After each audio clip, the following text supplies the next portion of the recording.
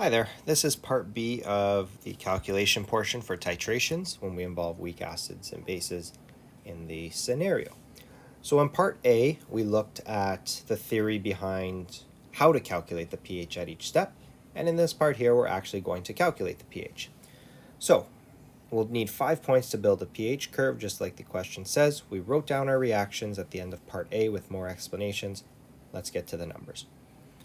So at the beginning of the curve, and again, pH curves have this S shape, we are looking here before any of the base is added. So before any base is added to the sample, there's only that sample present. And because it's a weak acid, that means it enters an equilibrium. So it'll interact with water. And we talked about this in the introduction of this to the unit, right? When things are weak or they have a K value, it causes a reversible reaction rather than a one-way arrow. Okay, so it gives away its hydrogen and leaves behind a base. Right, to figure out the pH, we need to know the hydrogen concentration. So to solve that for an equilibrium, we've set up an ice table. So we've got 0.3. We've got none of those to begin. All right, water we ignore because it's a pure substance. We lose reactants and we gain products. The coefficients are 1, so we keep a 1 in front of the x. We've got 0.3 minus x, and x. As before, when we don't know the value of x in the ice table, we can use a k expression to solve it. So Ka is based on the reaction. Because the acid gives away a hydrogen, it acts as an acid and we use that K value. So it's still products over reactants.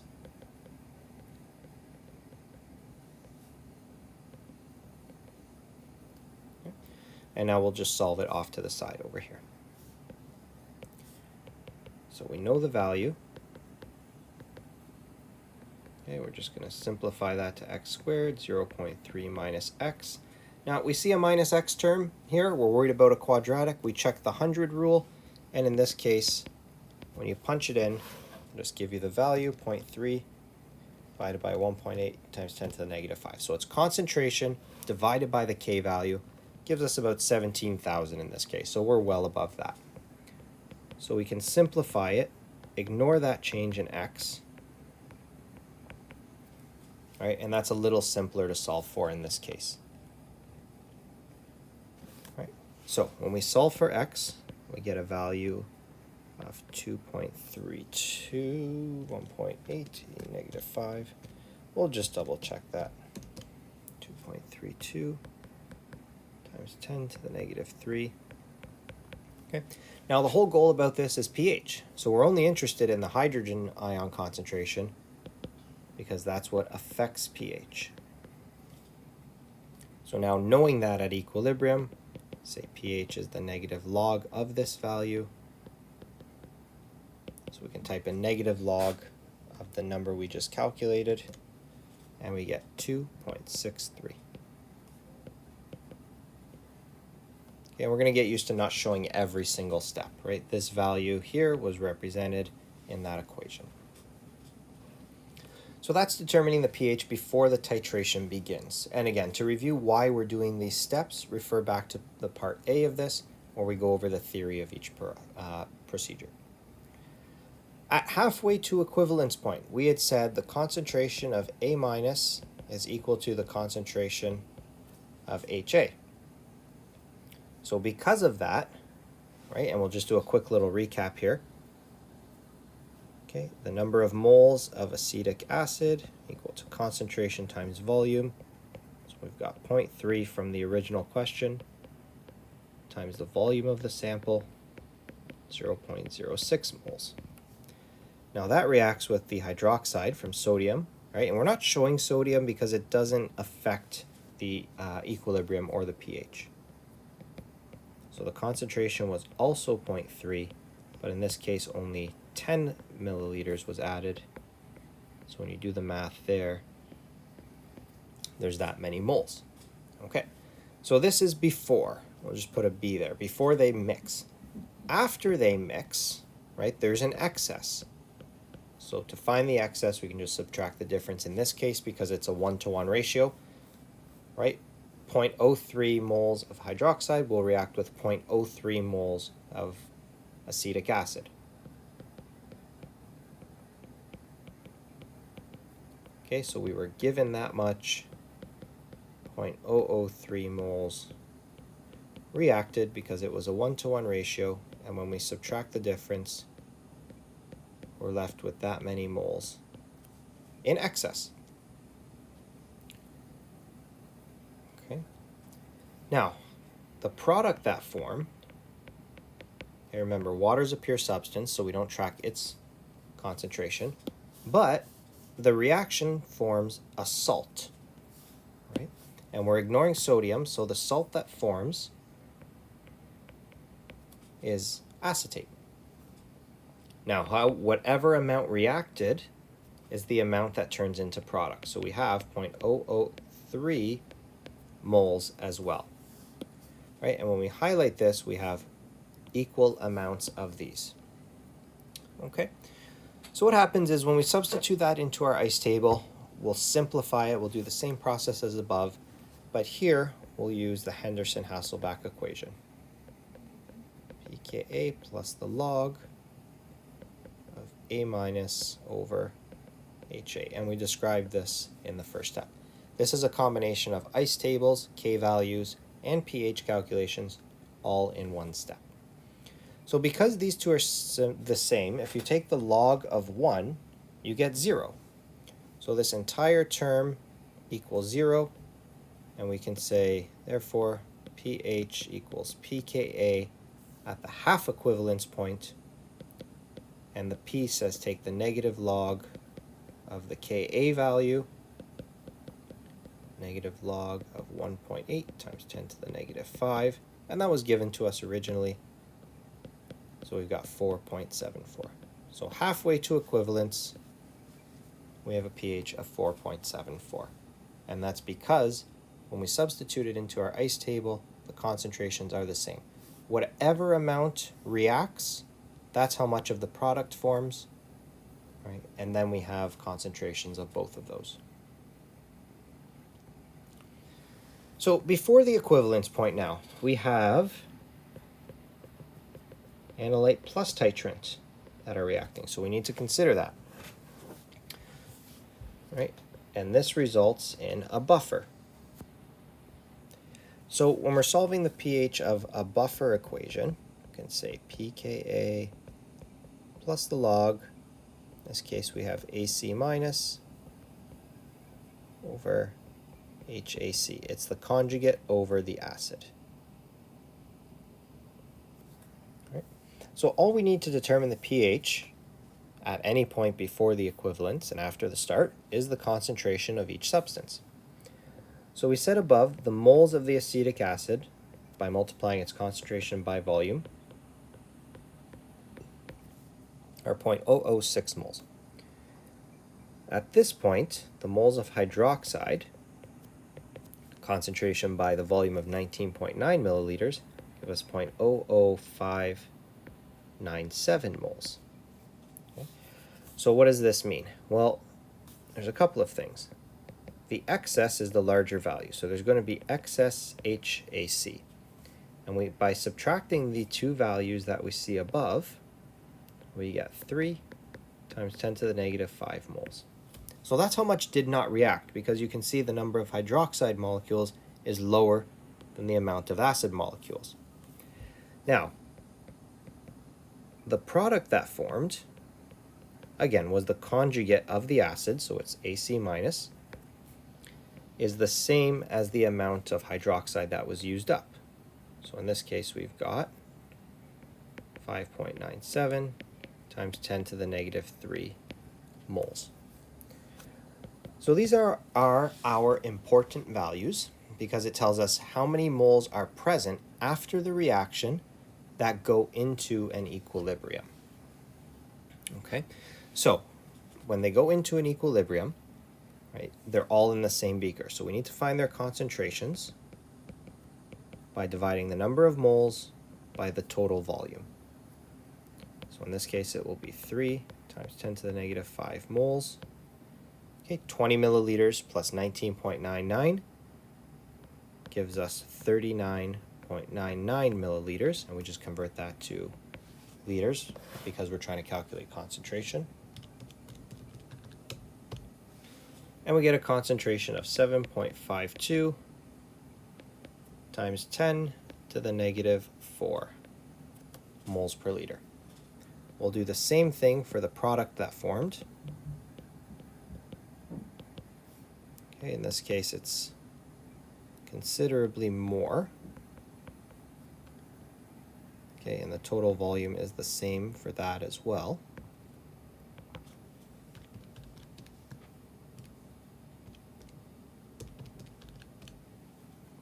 We get a value of approximately 0.15. So the concentration is significantly more. So this is the first part of any titration, the stoichiometry, figuring out how much reacted and how much of the conjugate product formed for the salt. Once we know these values, we can plug these in to find concentrations and pHs. So in this case, again, negative log of the Ka value, and we explained that above, plus the log, I'm just going to get rid of this line for now, of the conjugate concentration over the acid concentration that's left over. So this is the excess. Just split this up. So when we simplify that, the negative log of 1.8 e negative 5, 4.74, just like it was at the half equivalence point,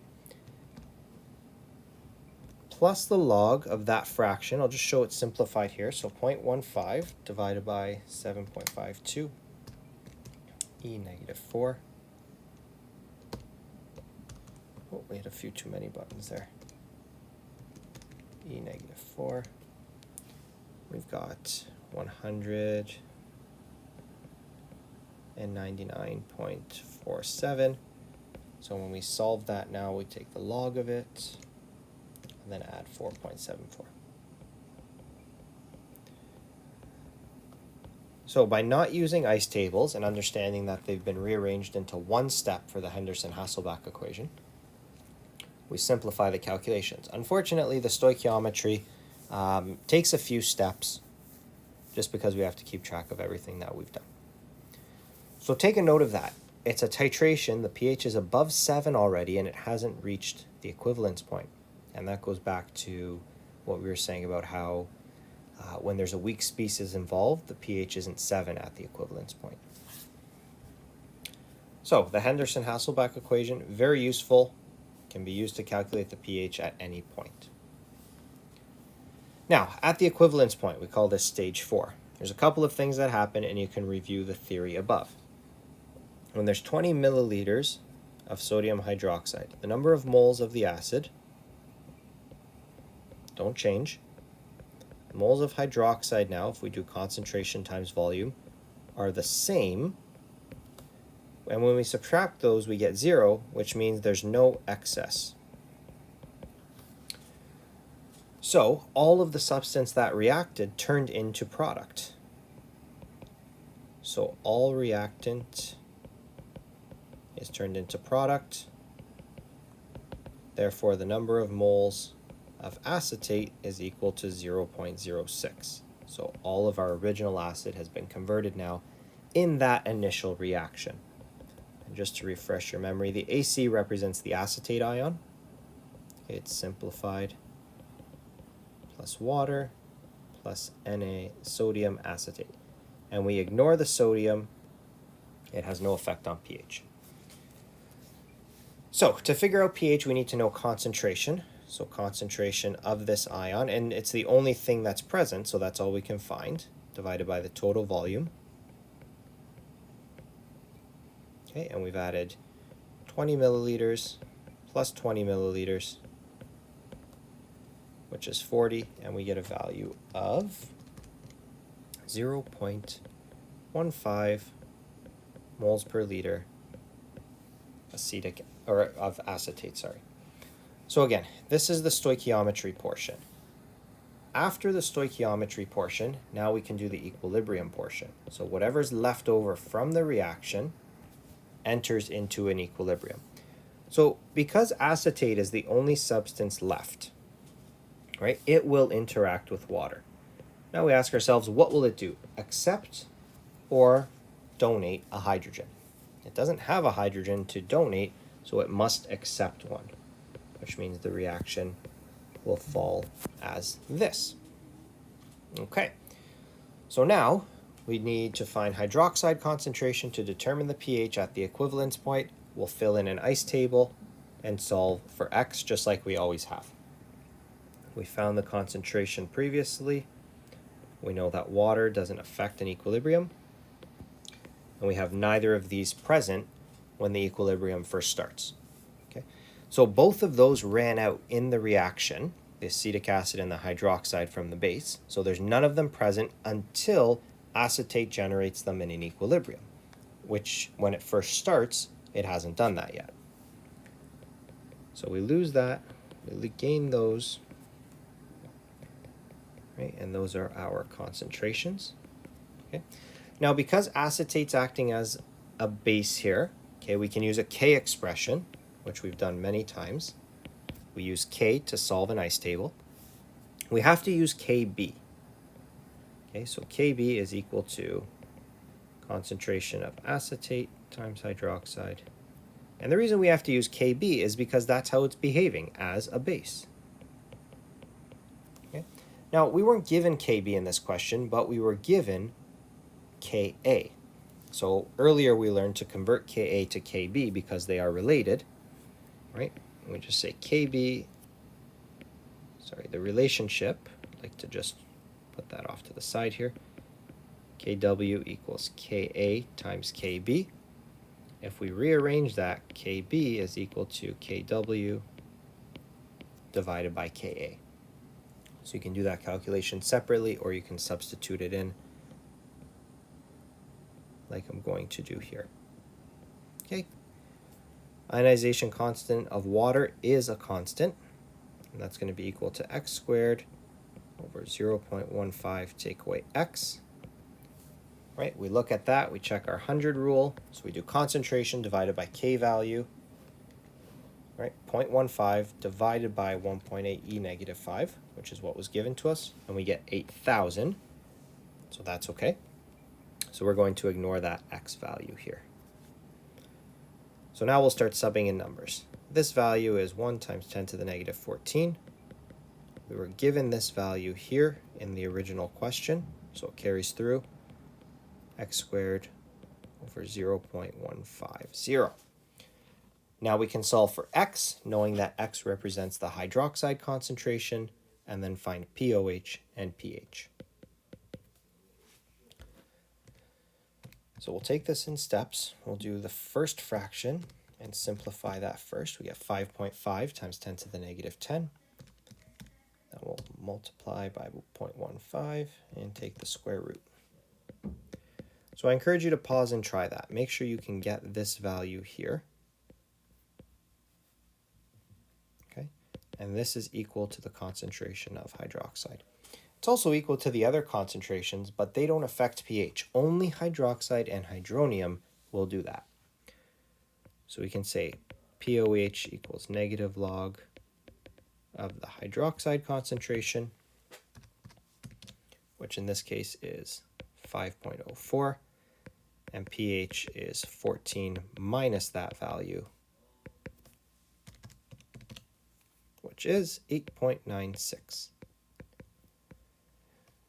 So the pH at the equivalence point is above 7, which is good because we have a weak acid and a strong base.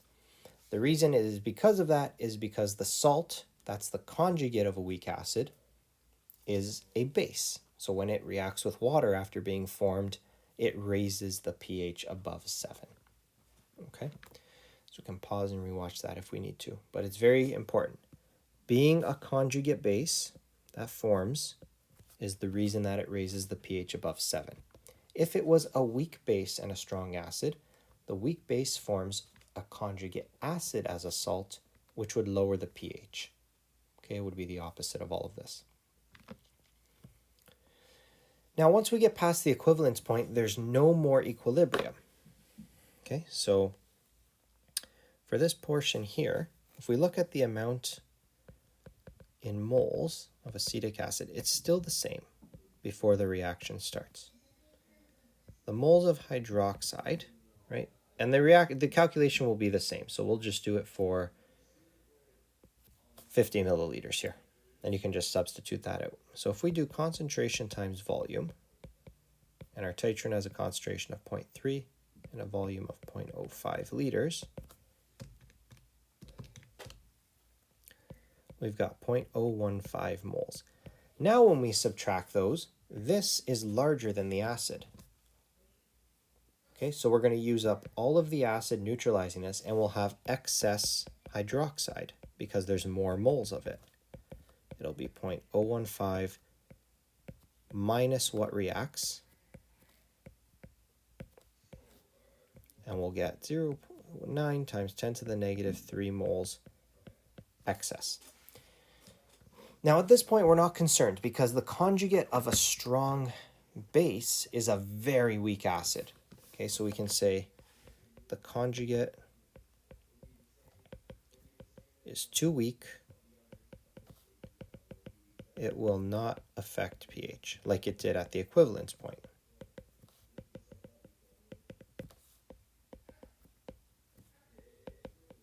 I'll just use some short forms here for equivalence point. So, because OH is a strong species, concentration is moles divided by the total volume. So we've got 0.009 moles divided by 50 plus 20. Okay, we had 20 originally, so we've got 70 milliliters in this case.